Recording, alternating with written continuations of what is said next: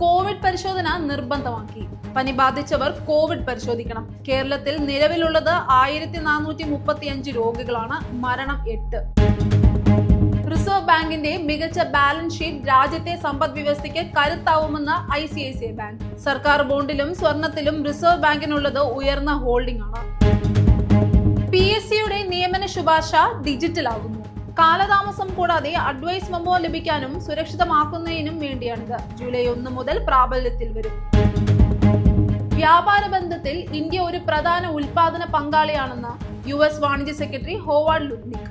ഇന്ത്യയിൽ നിന്ന് US താല്പര്യമുള്ള നിരവധി ഉൽപ്പന്നങ്ങളുണ്ടെന്ന് അദ്ദേഹം പറഞ്ഞു. സ്വർണ്ണവില കൂടി. ഗ്രാമിന് 20 രൂപയും പവന് 160 രൂപയുമാണ് വർദ്ധിച്ചത്.